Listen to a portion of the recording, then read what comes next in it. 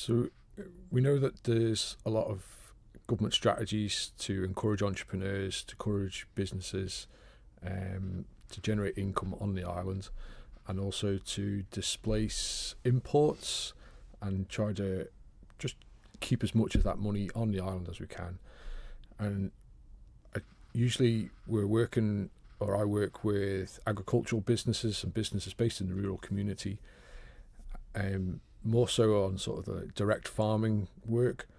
And one of the things that is clear out there is that farmers and also foodies and other sort of rural people have a real connection with the food and the environment which we live in and take for granted, and they want to try and add value to that, and if they can broaden the experience and connect with people and try to generate a business out of that if they can.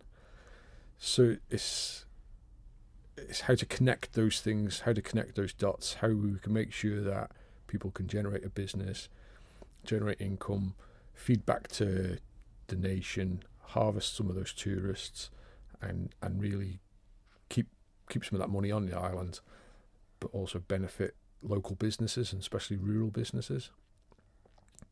So some of the stuff that we also do is Isle of Man quinoa, and we've seen that at first hand where people want those sort of products and they want those experiences.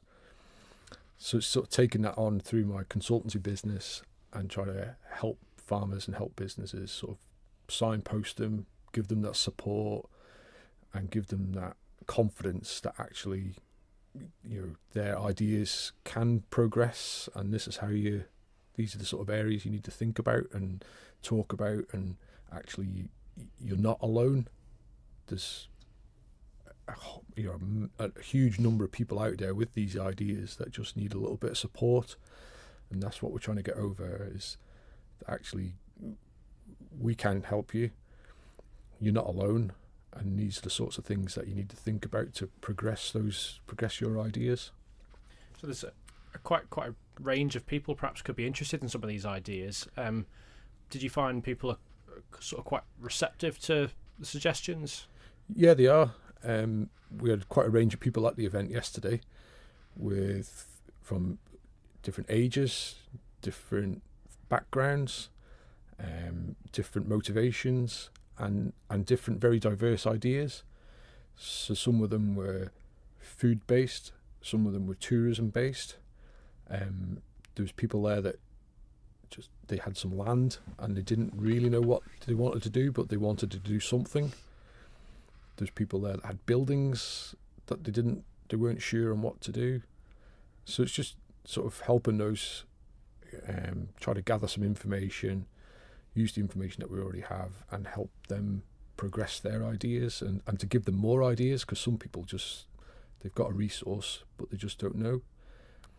And what's interesting is that actually we've found that there's people with really great ideas but they haven't got the resources, and there's people with the resources but they're not quite sure on the ideas, and there's huge potential, you know, to try and match those up.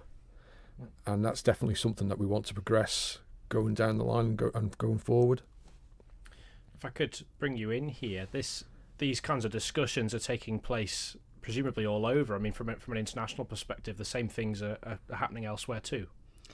Yeah, that's for sure. So I'm over from Wales, and I've spent a lot of time on the Isle of Man. I've been sort of back into and known Chris for a number of years, and sort of got to kind of know the island and sort of how it kind of works and ticks. And yeah, you know, I sort of work in the food and drink sector over in Wales, and you know, part of what we did yesterday was actually bringing over some of the ideas. And you know, some things are, you know, sort of replicated quite easy, sort of round and about. You know, it's the same kind of issues and problems that people have, and people look at the same kind of diversification options. So things like, you know, your meat boxes or your milk vending kind of machines. But what I tried to do yesterday was almost like go a little bit outside the box, and I sort of threw it out there and came up with some quite wild and sort of wacky kind of ideas, and sort of talking through the group really to see what kind of potential there was. Would it work on the island? You know, is the island economy big enough to perhaps sustain those kind of ideas? what could you perhaps do to work with things like the cruise ships or work with the tourists, people kind of coming in, day visitors. So it was just trying to throw as many kind of possibilities out there and kind of see where it landed, and then who was out there maybe to kind of take up those opportunities and develop the ideas further. Where does that pressure to diversify come from? Is that because maybe consumer demands have changed a bit, do you feel? I think it kind of comes from both sides, really. I think, farmers these days, they're always looking at sort of an extra kind of income and an extra way perhaps to take their products.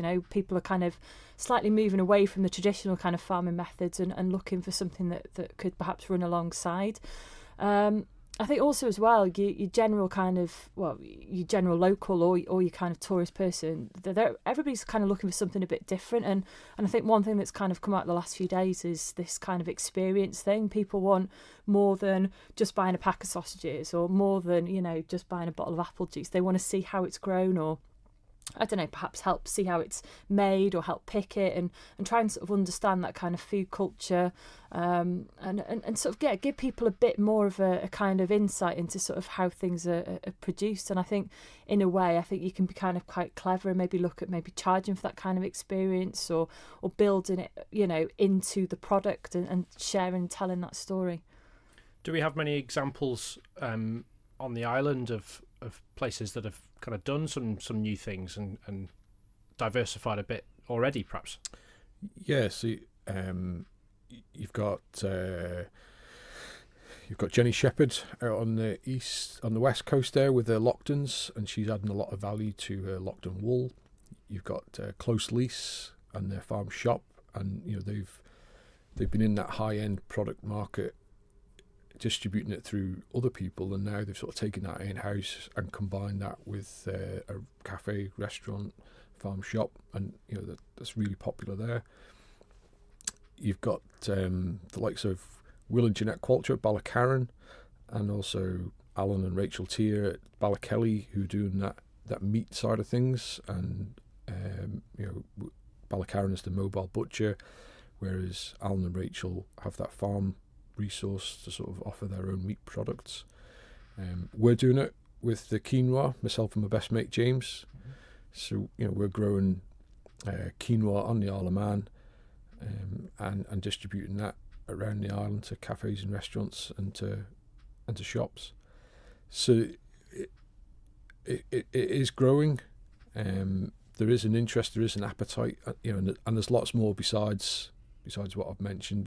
The food festival keeps getting bigger and bigger, and I know that the team there are probably oversubscribed with people that want to come and sell their products.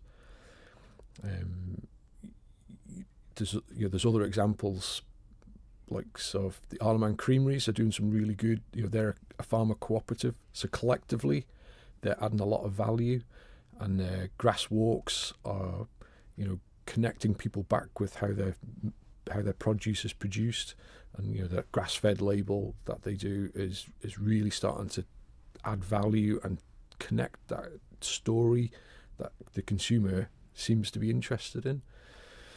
So there's loads of really good examples out there, and I think there's a load more that can be brought. The Apple Orphanage, Betty's Pies. So those are guys that weren't farming, but they see value in the land, and they're looking to connect and do things innovatively, differently, and add value through their own business that aren't directly farmers, but they love the food and they love the drink and the culture and the experience that it brings. And they've done really well and built a good business on the back of that.